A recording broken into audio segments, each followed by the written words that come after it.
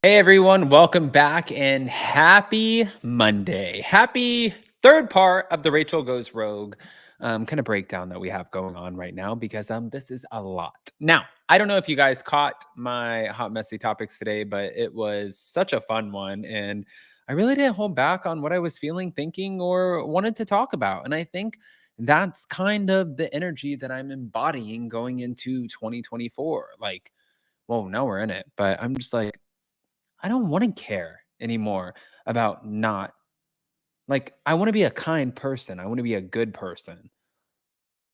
I don't want to hurt anyone at all. But I want to say what's on my mind. And I need to find that healthy balance. And that's exactly what I'm going to do. So let's break down this. We're not going to call it a shit show, but a short show. Here we go.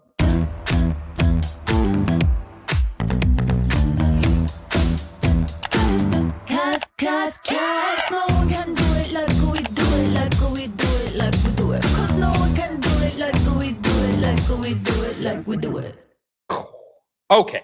So we're going to pick up where we left off with the whole Graham story from Rachel. Listen.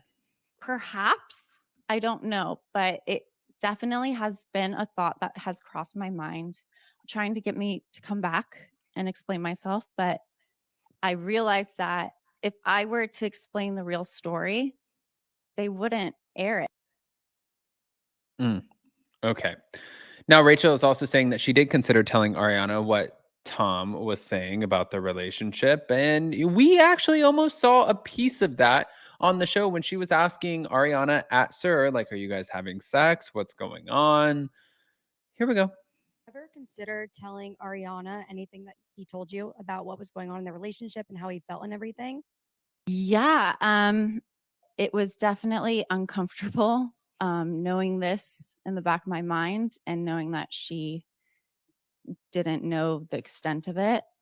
But that interaction that you saw me speak to Ariana, one of the later episodes on season 10, where I was asking her about her sex life, because Tom was telling me that they weren't having sex and it wasn't existent. And I just was curious to know her side of the story. Like, was that true for her too? Or is he just telling me one thing?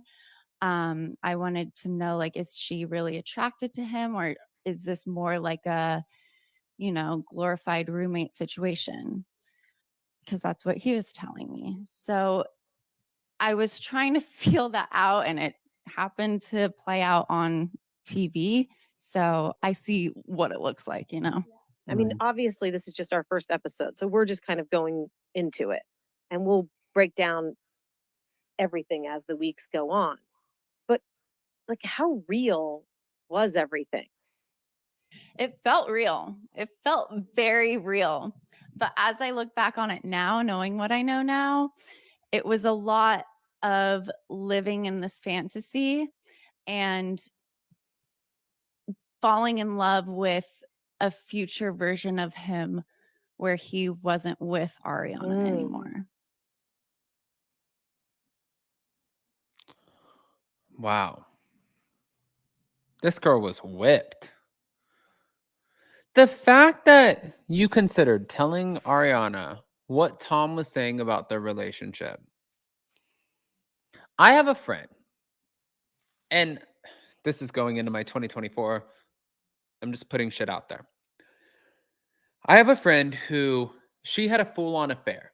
She actually had an affair with this person who was also an actor. And when she did have said affair, she ended up going public with it after they got caught. They both got caught by the wife who was a director. Now, after they got caught, he wanted to keep his children at home and keep his wife happy, and he also wanted to keep his job. And so she ended up taking him back, this wife director, and my friend disappeared and moved away from LA to New York. After that, my friend went back for a visit and she ended up getting pregnant, and she told the wife everything.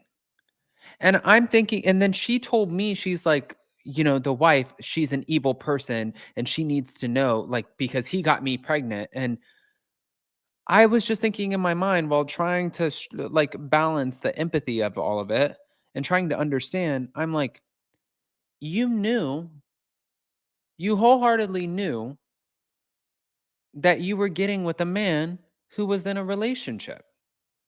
Why is this the wife's issue? Like, this doesn't do anything for the wife. You're now hurting her more because she has young kids at home with this same man. And now she has to know that you're having a kid with her husband. That's not fun for her. And it's not her fault. She didn't go out. She's been at home with her kids. I just didn't understand it. And I don't understand why Rachel would try to hurt Ariana in that same way either. I don't get it. But maybe I'm looking at it through a different lens. And maybe I should be a little bit more open. But on top of that, guys, I wanted to share this because Rachel is also saying James is the number one guy in the group by process of elimination. I don't know if you guys saw this, but here we go. But then as a storyline standpoint, I know that James is now the number one guy in the group by process of elimination. Yeah. So Explain that to a layman like myself. Explain what that means. So there's a famous line that Mhm. Jax Taylor said a while back on Vanderpump Rules, saying that he's the number one guy in the group. And so since Jax didn't come back for the remainder of the seasons, it was like, now who's the number one guy in the group? And a lot of people were saying it was Tom Sandoval.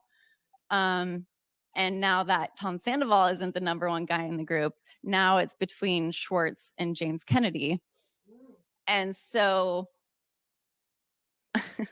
by process of elimination, James Kennedy is the number one guy in the group. That is the dumbest thing that I've ever heard.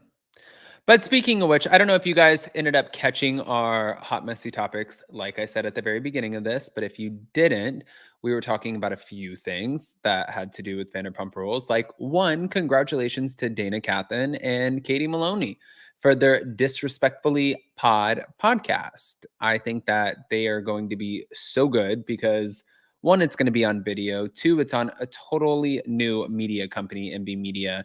And three, I think that the way that they are able to have a conversation and articulate their message while also being stunning and just really fucking smart, I think that it's going to be a great conversation. Like, Dana Cathan,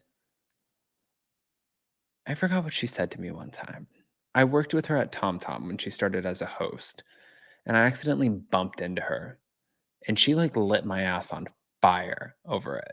She did. She was like, yeah, do you mind like watching what did she say? I don't remember. I don't totally remember. Anyways, on top of that, the Vanderpump Rules cast also presented at the Emmys last night, and I thought that they all were very well dressed. But if anybody gets to take this one home, it was Tom Schwartz and Sheena.